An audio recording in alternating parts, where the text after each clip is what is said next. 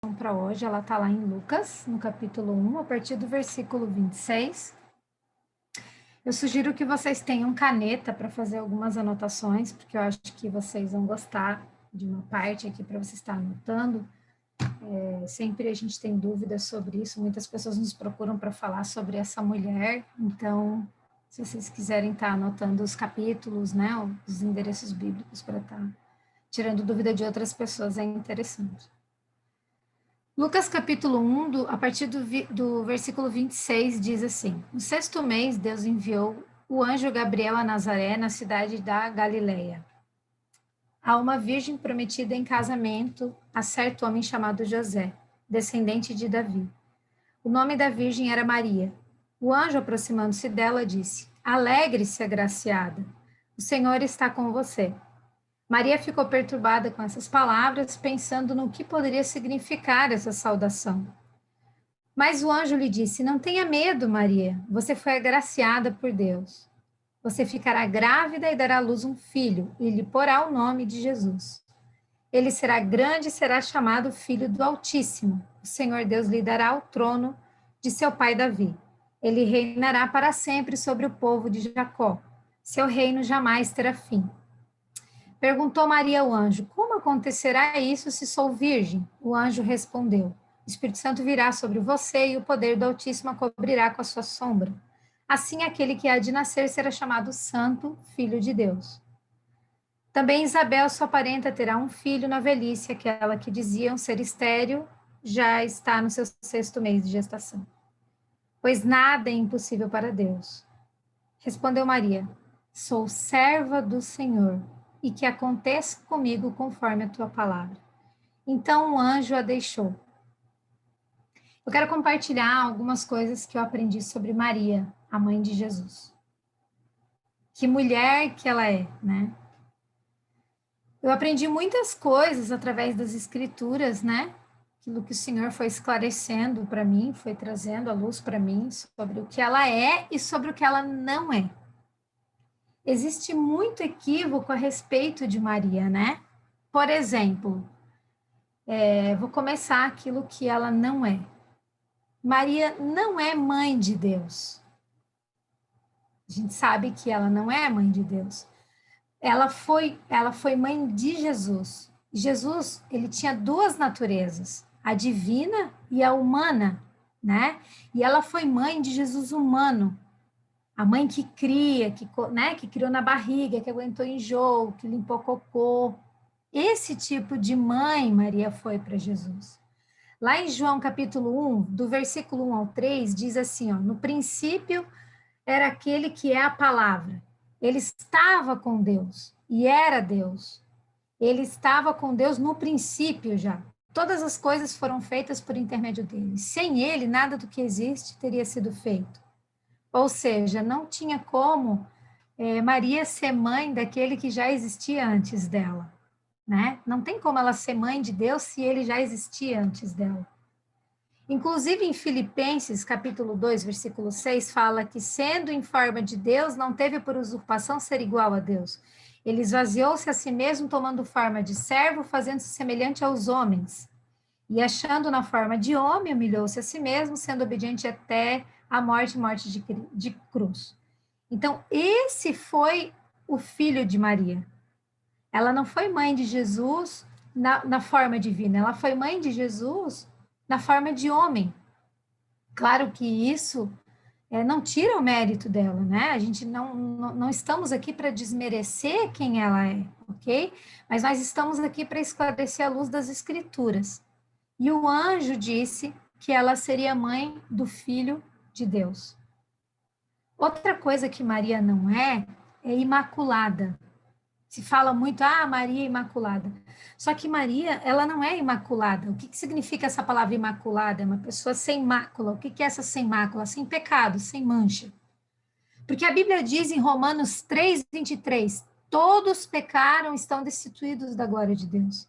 Se todos pecaram, ele não está excluindo Maria. Se a Bíblia dissesse assim, todos pecaram, exceto Maria, tudo bem. Agora, se eu disser que Maria não tinha pecado, eu estou dizendo que a Bíblia se contradiz.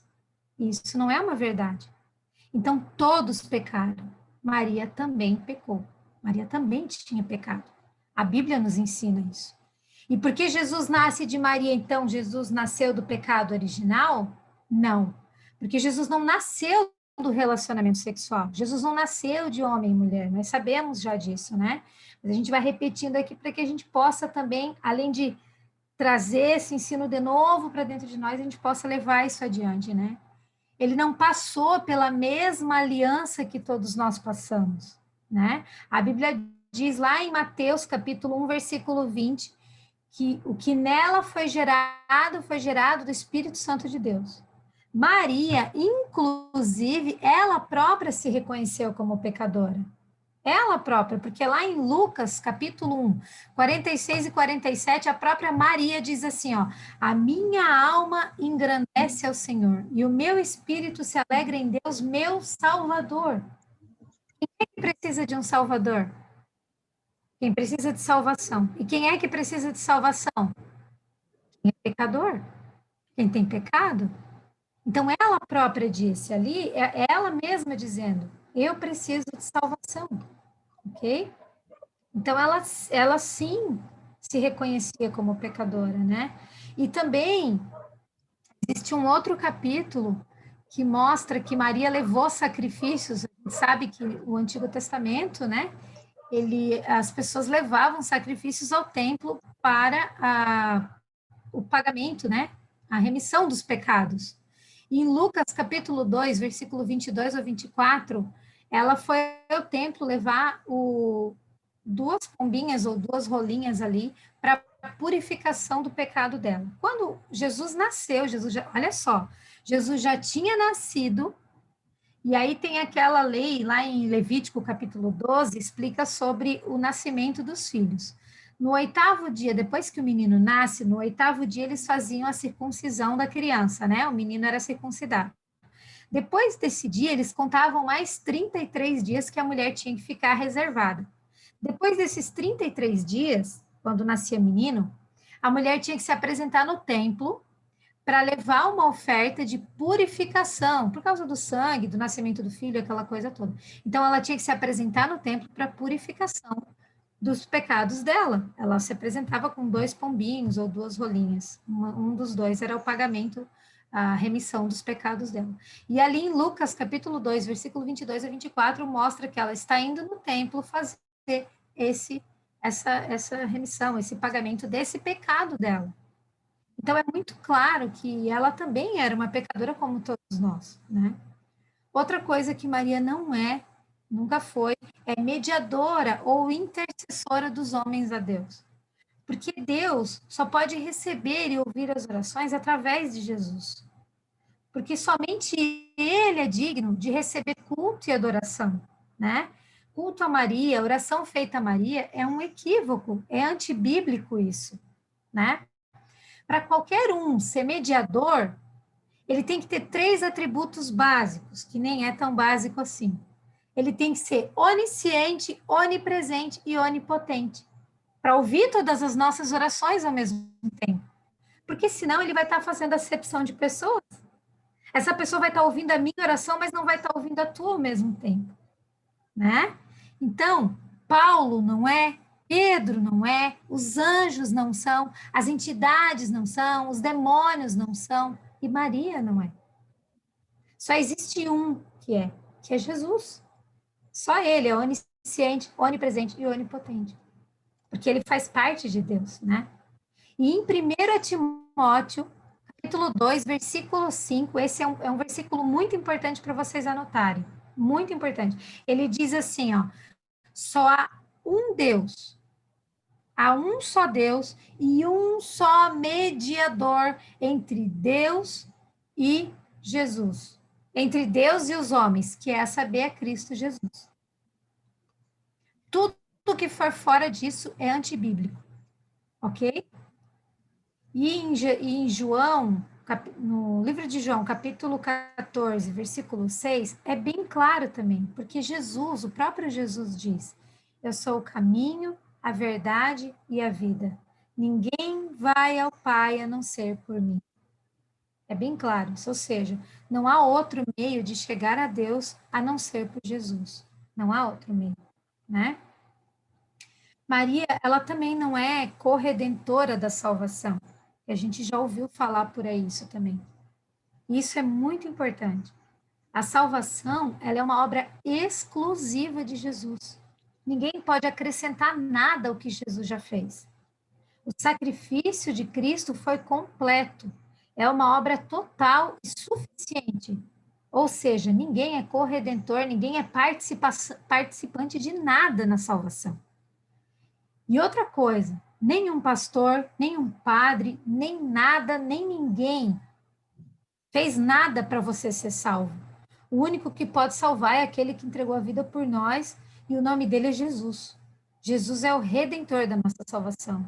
E se alguém um dia chegar para vocês ou para qualquer pessoa e disser, mas você só foi salvo, só conheceu Jesus porque eu te levei até lá. Isso é mentira. Essa pessoa vai estar se aproveitando disso.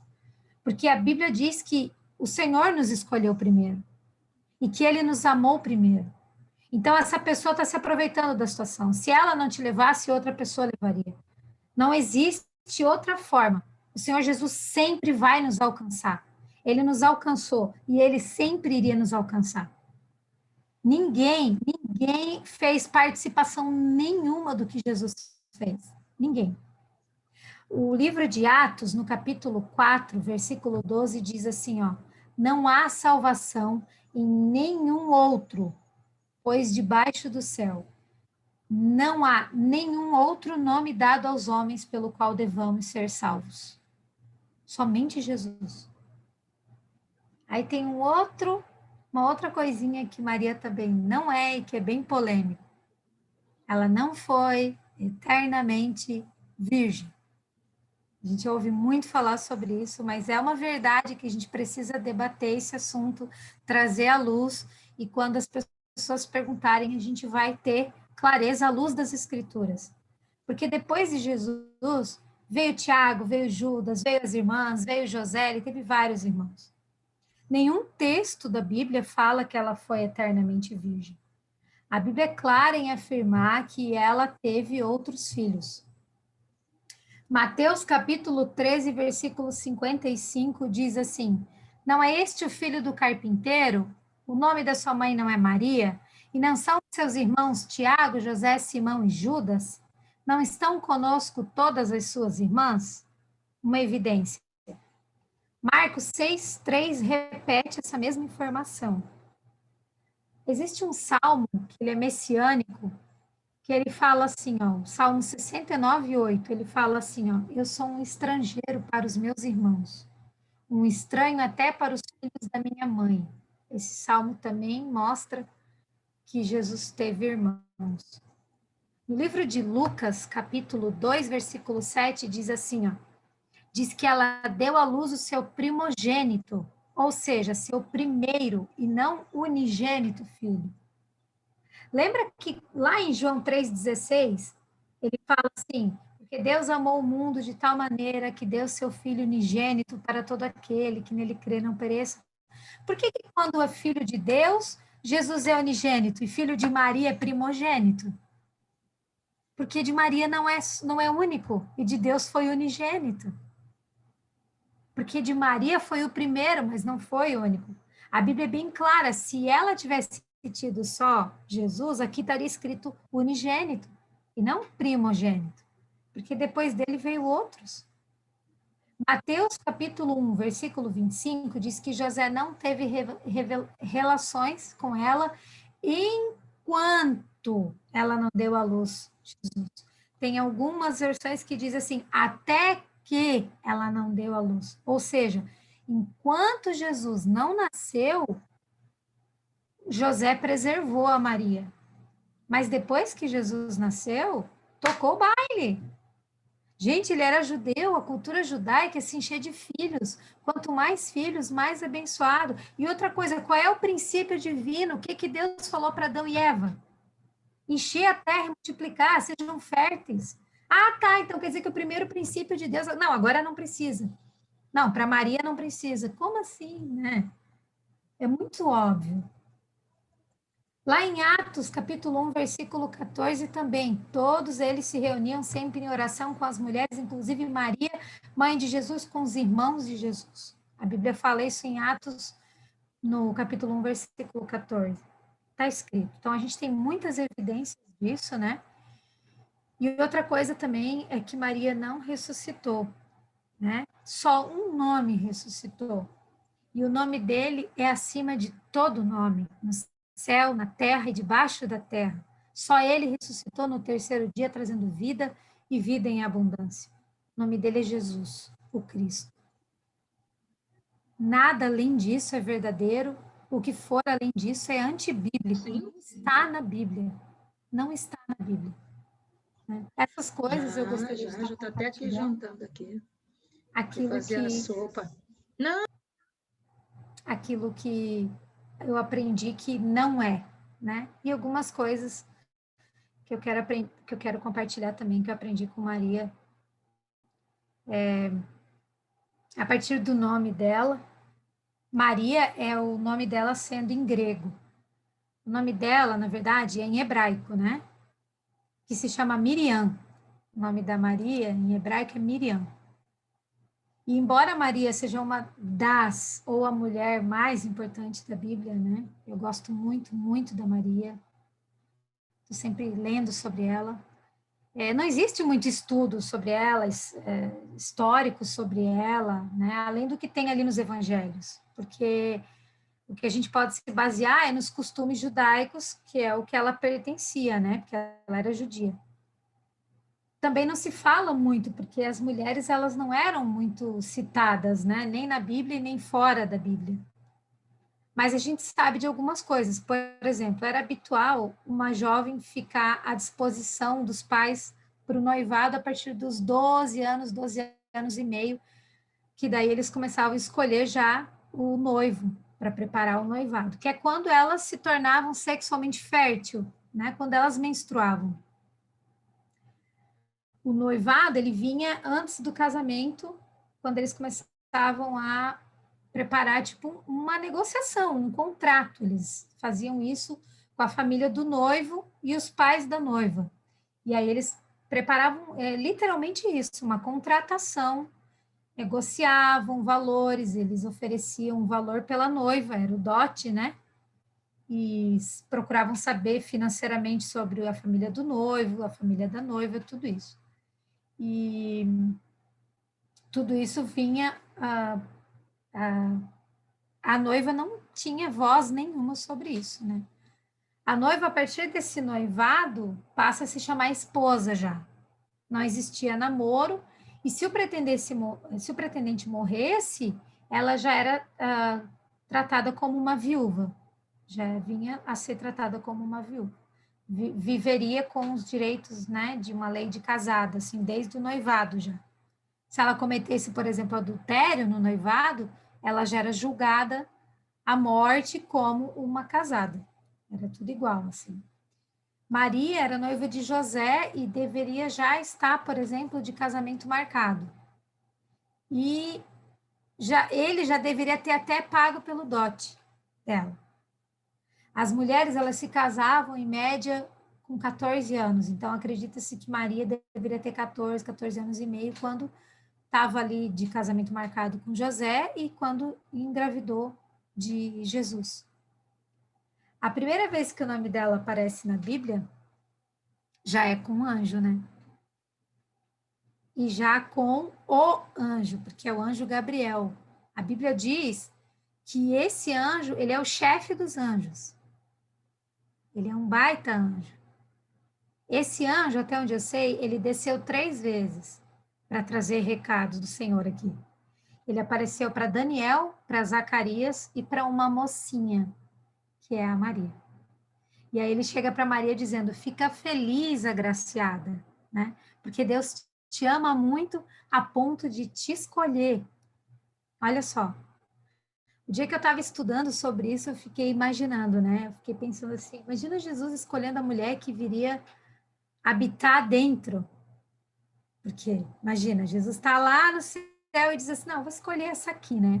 É nela que eu vou habitar. É nela que eu vou morar. E aí eu disse, ai Jesus, que lindo isso, né? Você ter escolhido a mulher que você estaria dentro. E aí ele disse assim, eu continuo escolhendo mulheres para habitar. Eu continuo escolhendo mulheres para habitar. Assim como ele escolheu Maria para um propósito, ele escolheu você também para um propósito. Por isso que você está aqui, né? Então, olha só, vamos colocar no lugar dela agora, né? Porque foi exatamente o que aconteceu. Um dia você estava lá atrás das malhadas e ele disse: eu quero ela para habitar. Um dia você estava lá no meio do atoleiro. Um dia você estava lá achando que ninguém te enxergava. Um dia você achou que não servia para nada, achou que era a menor da família, né? E aí o anjo Gabriel te olha e diz: mulher, fica feliz. Você nem sabe por quê, mas foi ele que te quis. O Senhor te quis. Ele te escolheu. Você se achando ruim, você se achando má, você se achando incapaz, você se achando pecadora, incrédula. Olha, não sei, mas ele te quis. Ele te escolheu. E Maria foi escolhida por Deus, apesar de ser jovem, inexperiente, não ser uma pessoa de destaque na sua cidade, né? Mas Deus a escolheu. Poucos a conheciam, mas o Senhor a conhecia. Conhecia pelo seu coração, com certeza, né? Ele sabia que ela o amava, que ela o conhecia e queria aceitar essa tarefa que era bem difícil, né? Para uma jovem judia que estava prestes a se casar. E do mesmo modo que o Senhor conhecia o coração de Maria, ele conhece o seu coração. Talvez você queira fazer algo para o Senhor, mas aí você fica pensando, né? Meu Deus, imagina, eu não tenho preparação para fazer, né? Tem medo de não dar certo, acha que não tem estudo, acha que não sabe, mas ama o Senhor de todo o coração. Não, eu amo o Senhor, mas eu não sei fazer, né? E aí você tem vontade de dizer, meu Deus, eis-me aqui, mas eu sou incapaz? Mas será que Maria tinha capacidade de fazer alguma coisa para o Senhor? Maria tinha amor, fé e obediência. E era o que ele necessitava. Porque, mulher, se você for capaz de fazer algo para o Senhor, ele não vai precisar de você. E nem você do Senhor. Por isso a gente tem que entender que é ele que faz, né? É ele que faz. Imagina quando o anjo apareceu para Maria. A gente lê e a gente romantiza, né? Eu falo isso muitas vezes. A gente lê e romantiza. Mas, meu, se coloca no lugar dela, uma mocinha de 14 anos e aparece um anjo dizendo, né? Tudo que ele falou para ela. Maria era uma jovem, como muitas outras de Israel, batalhadora, obediente, né, aos pais, fiel ao que praticava, que era o judaísmo, noiva de um carpinteiro, né, que era uma profissão prestigiada, tudo indicava que seria um bom casamento.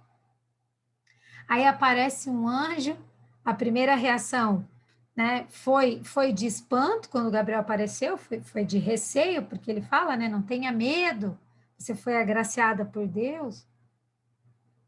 A primeira coisa que eu aprendo com Maria e que eu admiro profundamente é a disponibilidade que ela tem de dizer o sim para o Senhor. Ela me arrebentou. Maria me arrebentou com aquilo ali. A primeira coisa que ela me ensina é a disponibilidade que ela tem de dizer o sim para o Senhor. Ela diz sim de cara. Porque o período que ela vivia, as mulheres viviam exclusivamente para o casamento. Esse era o sonho da mulher, nem sonho, era o objetivo, era o óbvio. Elas viviam só para isso, né? E aí o grande dia dela estava chegando, tudo tranquilo, tudo certo, né? Vamos trazer para o contemporâneo, enxoval pronto, casa mobiliada, dote pago, buffet agendado, convite entregue. De repente o anjo chega, explica, né? explica o que vai acontecer. Então, né, vamos pensar. Olha a reputação, ficar grávida e não do marido. Cara, é complicado isso aí. Olha a reviravolta na vida dessa mocinha. Ah, talvez a tua família não entenda. Talvez você não use o enxoval que você passou um tempo bordando, tecendo. Deve ter passado um filme na cabeça dessa mocinha.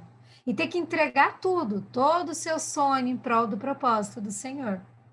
E aí eu pergunto, quem que faz isso? Qual de nós faz isso?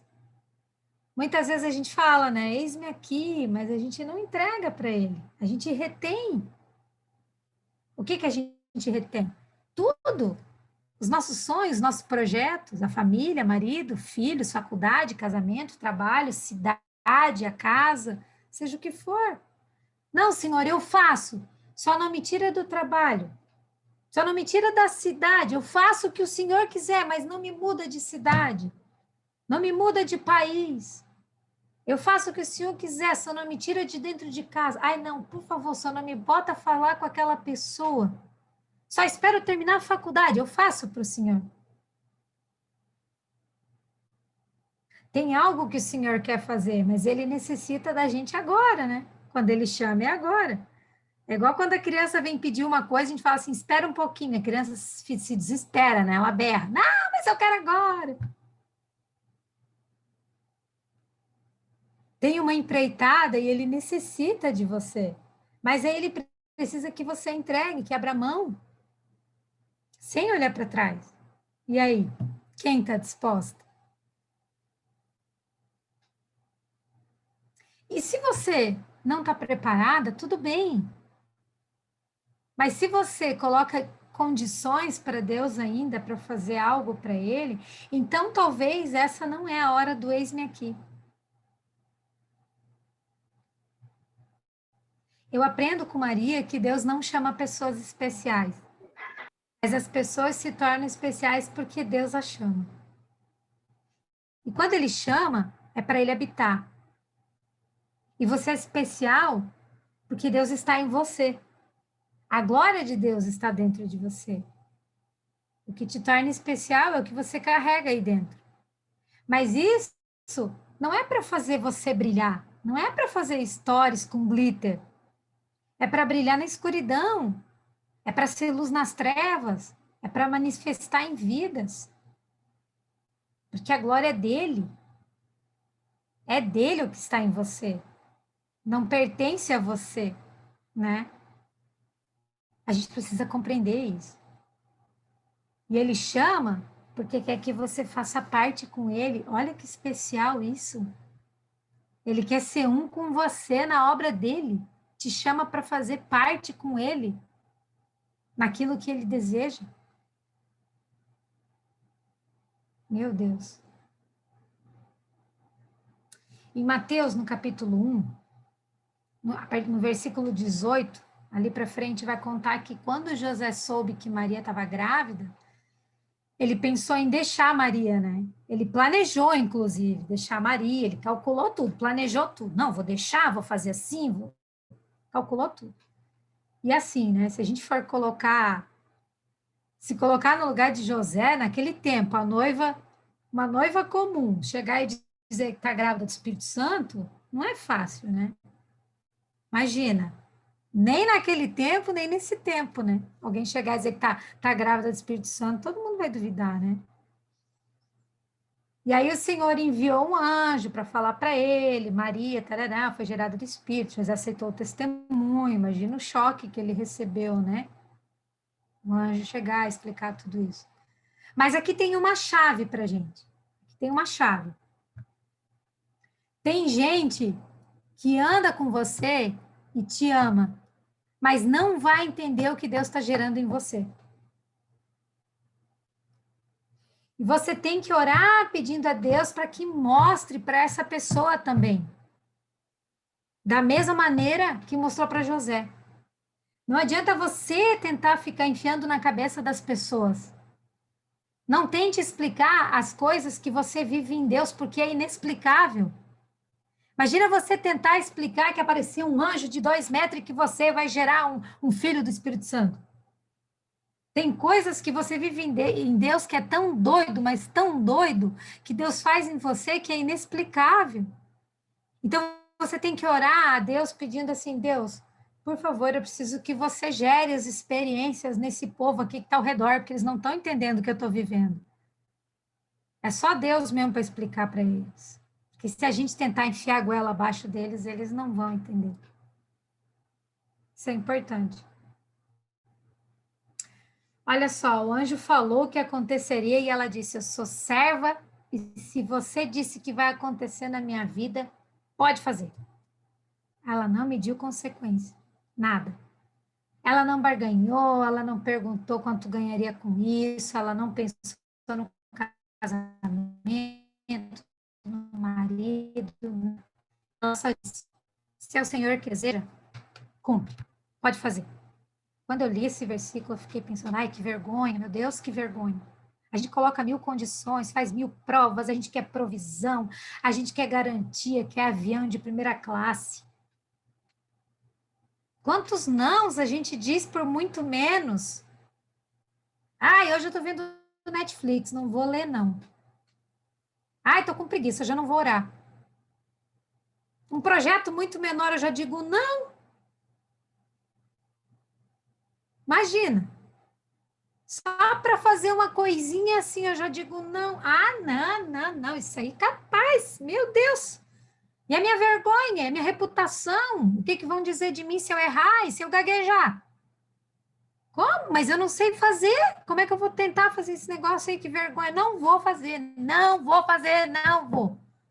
Não vou. Já falei para as gurias ali do staff. Não vou fazer. Quantos não falei? 1000 não.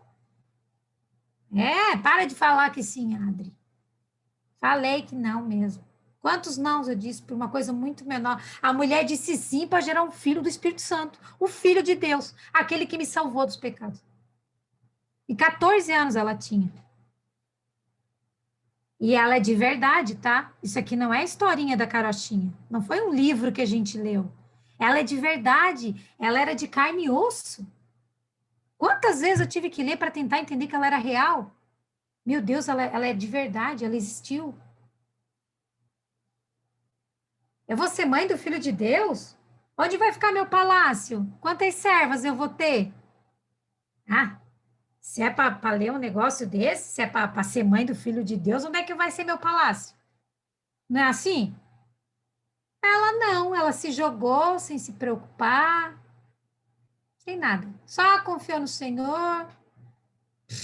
A gente quer garantia. Deus o livre. Meu Deus, o que que. E se não der certo?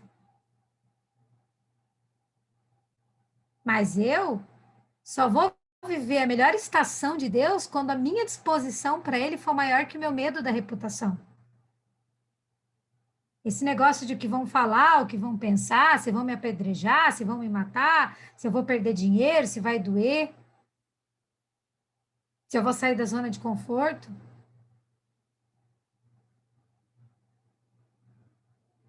Quando a minha disposição para Deus for maior que o meu medo da reputação, aí eu vou viver a melhor estação em Deus. Deus já te pediu coisas e você se fez de surda com medo da reputação, com medo de se expor. Mas, mulher, só vive chamado poderoso quem tem coragem de correr risco. Raabe, Ruth, José, Davi, não é? Olha Noé.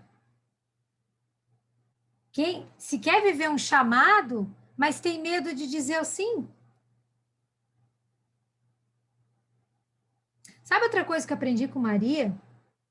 Deus depositou nela o tanto que ela estava disposta a se expor. Ele coloca na pessoa o tanto que a pessoa está disposta a se expor. A gente quer, ai Deus, né? Coloca em mim, né? Derrama em mim, mas você não quer fazer, não, né? Não quer romper. Se você quiser romper, ele coloca mais. Bora lá. Pode parar de rir, que eu sei que é para mim que tu tá fazendo. Sei que a palavra é para mim. Maria não perguntou para Deus, quanto eu ganho com isso? Não, ela disse assim, eu sou serva, aconteça comigo. Sem colocar condição, sem pergunta, sem prova, ela tocou para frente. E eu vejo muita gente falando assim, ó, eu estou esperando Deus me dar uma palavra. Deus deu 66 livros compilados. Eu vou excluir a Fabiana da sala. Você que não quer obedecer. Não é? Maria não. Maria disse assim, ó, faz, cumpra em mim o que você quer. De todos os úteros da terra, aqui disse, faz em mim o que você quiser, foi de Maria. E nós, que também amamos o Senhor, devemos olhar para Maria como um exemplo a ser seguido. Aprender a dizer o sim para o Senhor. Cumpra em mim. Gente, já foi 40 minutos. Eu vou ter que parar? Ai, eu tinha tanta coisa para falar da Maria. Bom, vou tentar correr, tá? A Maria ficou grávida, José precisou ir para Belém. Agora é bem rapidinho. José precisou ir para Belém, da Judéia, né, para se alistar com aquele recenseamento, que é como se fosse um censo, né, aquele censo que a gente tem, que é aquela contagem de pessoas. E aí ele teve que ir lá porque era a terra natal dele, né, para se alistar. Nesse período que eles estavam lá, ela dá a luz, né? E claro, porque era para as profecias se cumprirem e tudo, né? Jesus nasce lá em Belém da Judéia, como Davi. E lá em Lucas, capítulo 2, versículo 8, relata o que acontece com os pastores, que eles estavam no campo, receberam a notícia do anjo que apareceu para eles, e eles viram uma multidão de anjos celebrando o nascimento de Jesus. Imagina que doideira. E depois eles foram lá ver e contaram para todo mundo o que eles tinham visto.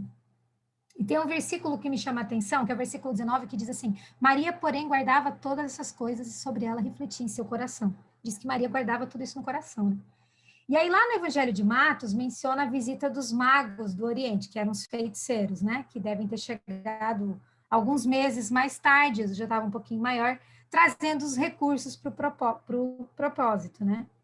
Depois disso, José diz para Maria que teve um sonho com o Senhor e que deveria ir para o Egito. Não só a ida, como a volta. Depois, inclusive, ele tem um aviso do Senhor. Né? E aqui, Maria também me traz um ensino, porque sobre ela obedecer o esposo. Porque parece loucura o que José diz para ela. A gente entende porque nós lemos as escrituras e fala que José teve um sonho que diz para ele para o Egito. Só que o Egito era uma terra de pagãos. Imagina José chegar para ela e falar assim: viu, Maria, é para a gente ir para o Egito. Ela já falou assim: você está maluco?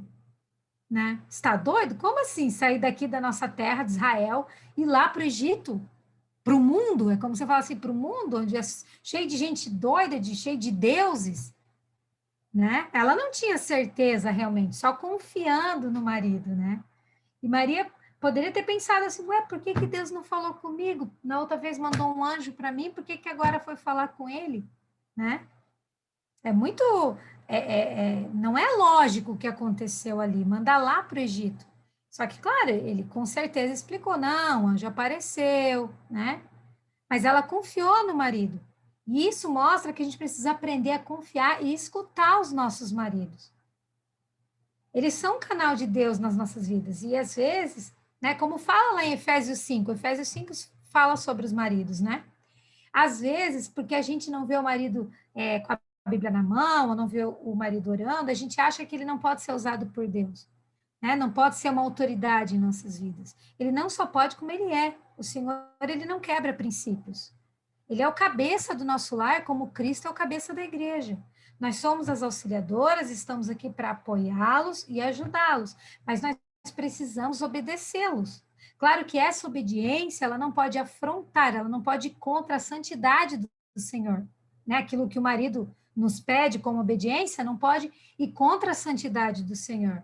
Mas é importante a gente aprender a confiar no marido. É importante porque ele muitas e muitas e muitas vezes vai ser a voz de Deus para nós. Ele é o canal, ele é a ponte de Deus para nossas vidas, né? Então, eles vão porque Herodes queria matar as crianças, a gente sabe, né? Passa um tempo lá, depois retorna. Mas é importante a gente observar isso. Às vezes eu estou esperando uma resposta de Deus e ele já entregou o meu esposo. E aí a resposta vem através dele. Então, vale a pena parar, conversar com o esposo. Às vezes você está esperando, não vem a resposta, pergunta para o marido. O marido traz para você a resposta, porque ele já entregou, Deus já entregou para ele. E às vezes é assim, ó, uma conversa com ele assim, ó, sai a resposta. É importante isso. E Maria me mostra naquilo ali, sabe? Tipo, como assim, marido? Ir para o Egito? Tá bom, vamos para o Egito. Passa a mão nas coisas e vai para o Egito. É uma cidade que, se você parar para pensar, nunca iria, a não ser uma mulher que confia no marido. Depois desse período, não tem mais informação sobre Maria, até uma outra viagem que ela vai para Jerusalém, que é quando Jesus já está com 12 anos, que é considerada a maturidade religiosa deles, né? E a partir do versículo 41 de Lucas, do capítulo 2 de Lucas, conta que José e Maria iam todos os anos para Jerusalém, né? Que é no mesmo período para fazer aquela, enfim, para fazer aquelas adorações que eles faziam, né? Isso mostra que eles eram um pessoal mais do campo, habituado a fazer longas caminhadas, né? E nesse período, Maria tinha mais ou menos uns 27 anos. Eles percorriam muitos quilômetros, iam até Jerusalém, onde eles faziam. Porque Jerusalém era a morada de Deus, né? Então, lá era onde Deus se manifestava. Eles tinham que ir até lá para adorar, oferecer sacrifícios, né? Daqueles animais. Eles iam cantando salmos de peregrinação, né? E parece estranho, se a gente for pensar, que eles perderam, né? José e Maria caminharam um dia e perderam Jesus, não sentiram falta de Jesus no caminho. Mas é que é uma realidade diferente, era uma multidão de pessoas, as mulheres iam conversando, as crianças iam brincando, os homens iam em posições estratégicas para cuidar do grupo. E eles faziam isso todos os anos, né? Jesus já era um menino grande, então não é uma coisa assim comum dos nossos dias, era um período diferente, né? E claro que quando José e Maria perceberam a falta deles, voltaram rapidamente para procurar ele, né? Ficaram 3 dias lá procurando, a gente já sabe da história. E o versículo 48 mostra Maria repreendendo o filho, depois o versículo 50 confirma que nem José nem Maria entenderam a resposta que Jesus deu, né? Mas o versículo 51 fala: sua mãe, porém, guardava todas as coisas em seu coração. E aí aqui são 2 episódios que acontecem na vida de Jesus e diz que Maria guardava todas as coisas no coração, né? Maria não se exaltava, Maria não tinha ataque de purpurina, não deixava seus sentimentos vir para fora, né? Foram 2 situações que começaram a mostrar para ela que era real, né? Que estava acontecendo, que o filho dela era mesmo filho de Deus e que mais adiante não seria fácil, né? Então, ela mostrou que ela não era o que sentia, era o que Deus sempre disse para ela. Porque imagina, no primeiro os pastores foram relatar que os anjos estavam no céu celebrando o nascimento do filho dela. E no segundo, ele estava no meio de rabinos e mestres dizendo que estava cuidando das coisas do pai. Olha que doideira para ela como mãe, né? E aí começou a cair a ficha dela. E ali era necessário ela se manter sóbria, equilibrada, e entender o que estava acontecendo, e entender que ele era filho, mas que logo as coisas iriam acontecer. E uma das coisas mais difíceis na vida da mulher, que eu acredito, é manter esse equilíbrio emocional. E Maria nos ensina que sim, é possível manter esse equilíbrio. E ele ainda nem tinha se revelado, né? Ele não tinha revelado quem ele era até esse momento. Mas ela guardava as coisas em seu coração, sabia quem ele era, não revelava, mostrou claramente que, apesar de ser a mãe de Jesus, em nenhum momento ela se aproveitou disso, não se engrandeceu com isso, e que o seu propósito nunca foi maior do que ser o Jesus, né?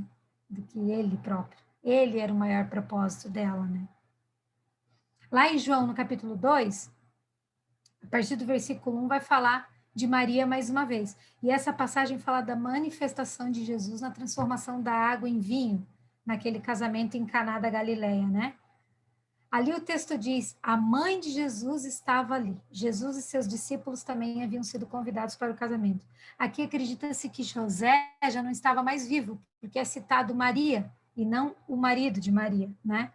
Então não há qualquer referência sobre José.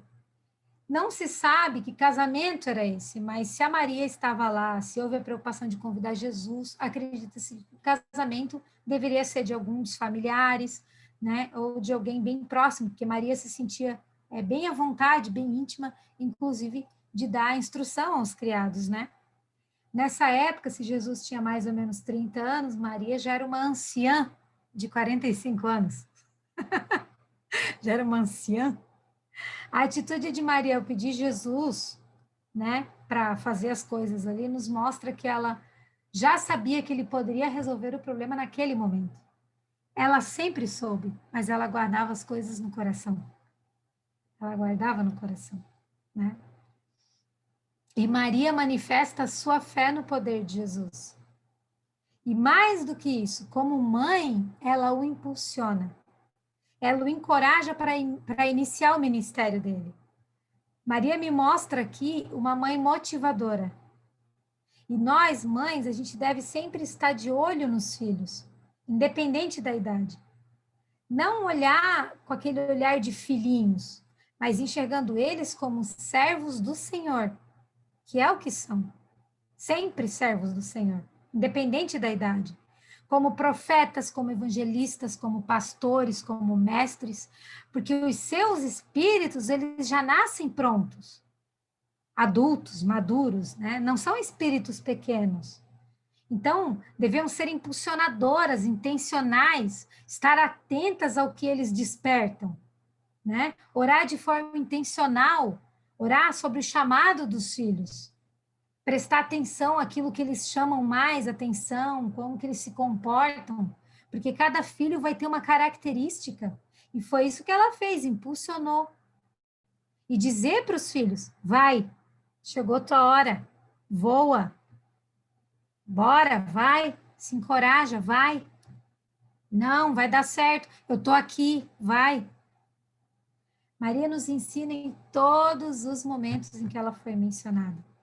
Na cruz, onde depois de tudo que ela viveu, ela ainda teve que ver a dor da crucificação do filho, que é imensurável, não dá nem para falar sobre isso, que ficaria um tempão. E ela teve também a perda do bem material, que acredita-se que a casa, né, conforme fala lá em Esdras 6, a gente entende que a cruz de Jesus era a viga da própria casa de Maria, né? Porque havia um decreto sobre a permanência do funcionamento do templo e das atividades que os judeus exerciam lá. E essa lei, ela dizia que qualquer um que discordasse ou tentasse mudar o decreto seria arrancado a viga da casa e essa pessoa seria pendurada nela e o resto da casa seria destruído. Essa lei, ela está lá em Esdras 6. E o patíbulo, que é a parte horizontal da cruz, é o que a gente acredita que ele carregou durante todo o trajeto. E a estips é aquela que fica em pé, é a que já estava lá no local. E Jesus tinha dito naquele período que não ficaria pedra sobre pedra que não fosse derrubada. Lembra que tem uma passagem que ele fala isso? Obviamente, eles queriam um argumento para destruir, crucificar Jesus. A gente sabe disso. Então, possivelmente foi isso que aconteceu. E isso foi mais uma perda de Jesus, além do filho todo bem material. Embora isso seja, né, irrelevante diante da perda que ela teve, que foi o filho, né? Terrível. E Maria, meu Deus, que mulher de força, que permaneceu todo o tempo ali, não abandonou em nenhum momento da cruz, dependente da dor que ela estava sentindo. Aliás, Maria ensina que é em Jesus que se cura a dor. Ali. É em Jesus que se restaura casamento. É em Jesus que se busca pelos filhos. É em Jesus. É sempre em Jesus. Em Lucas 24, depois que Jesus é sepultado, quem é que está no túmulo? Meu Deus, está a Maria de novo lá, gente. Ela está em todas. buscando incansavelmente pela vida de Jesus e pelas promessas, que ela tinha guardado tudo no coração. Tudo guardadinho ali, ó. Daí aparece o anjo, diz que ele não está ali, que ele ressuscitou. E aí eu fico imaginando a Maria lembrando de tudo que tudo que ela viveu com ele, como nós, porque nós estamos vivendo com ele hoje. E aí ela lembrando de tudo que ele aprende, tudo que ela aprendeu com ele, como nós, porque nós estamos aprendendo todos os dias com ele. E aí a gente tem que fazer como ela, guardar no coração, manifestar e guardar no coração. E o último momento que a Bíblia fala, e aqui eu vou terminar, fala sobre Maria em Atos, lá em Atos 1, que fala que, né, que Jesus, antes de subir aos céus, ele diz para permanecer em Jerusalém até ser cheio do Espírito Santo e serão testemunhas, né? E aí ele fala que estaria indo para junto do Pai, mas que nunca nos deixaria. E havia muitas pessoas reunidas ali esperando a descida do Espírito Santo. E quem é que estava junto?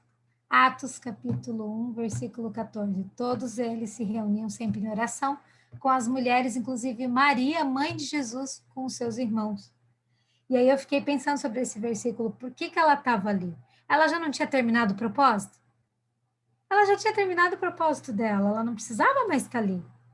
Mas só que agora ela vivia como família de Cristo. E ela sabia que existiam milhares de pessoas que precisariam dela agora. Imagina o testemunho dessa mulher. Imagina a experiência de ter caminhado com Jesus. Imagina você, a experiência que você tem de caminhar com Jesus todos os dias. Você poder testemunhar para outras pessoas as experiências que você tem. E um novo propósito estava se iniciando na vida dela. Outra coisa que ela me ensinou, a importância de não caminhar sozinha, mas sim ajudando a formar um exército no reino de Deus. Tanto na cruz, como no túmulo, como em Pentecostes, ela sempre estava acompanhada com outras pessoas, outras mulheres, aprendendo e ensinando. A gente precisa entender, assim como Maria, que não existe privilegiados, mas agraciados. Não existe o eu, existe uma tropa, tropa de elite de Jesus, que juntas nós formamos o corpo, o exército, o reino. E quando a gente se junta, ele repete o Pentecostes. Quando a gente se junta, ele desce com poder e força. E quando a gente se junta, a gente alegra o coração do Pai, porque a gente manifesta o reino dele aqui e agora, para a glória dele.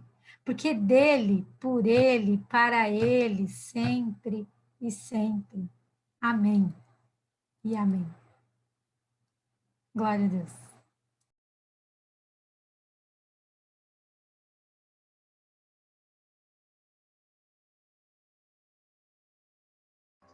Glória a Deus, excelente a palavra, não precisa dizer muito, né, que foi excelente, né, gurias?